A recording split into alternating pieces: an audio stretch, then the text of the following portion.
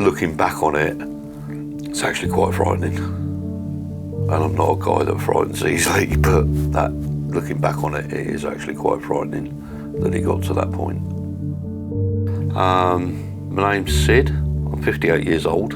In my younger life I was well into sport, cricket, rugby, boxing. Used to get paid for playing cricket and rugby. Actually playing cricket with Ian Botham, Graham Hick, Tom Moody, virtually half the England side were at Worcester at that time.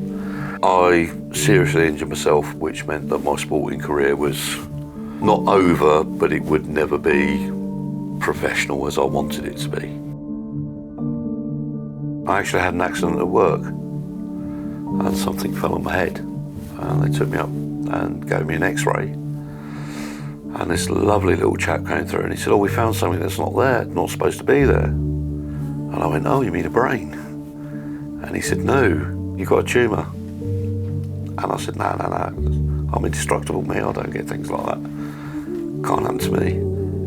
Brain tumour was operated on April 2015. Pretty much a year later, was diagnosed with Crohn's, which is quite a nasty stomach disorder. Admitted to hospital, and just before I was admitted to hospital, my mother passed away, who I've been looking after for a few years, quite suddenly as well. It turned out I was suffering from a very severe depression because of what had been going on. And obviously during that time as well,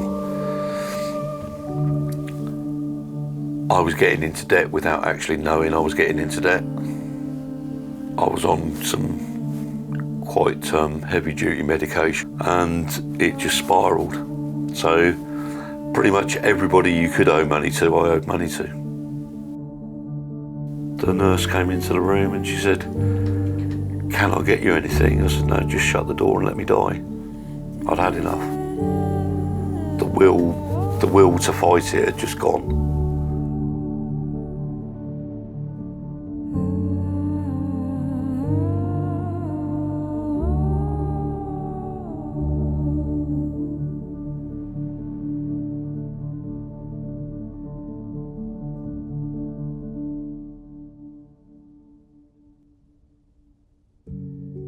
So they looked after me in hospital and fixed the broken bits again and got me up and running. And when I came out, someone referred me or said to me, "If you've got problems, give these people a ring," and gave me a card. And when I got home is when I made the phone call to CAP. I tried to collect everything that was relevant to what was going on, so letters and bills and all the correspondence, and everything was explained, which puts you so much at ease because you actually, for the first time, know what's going on.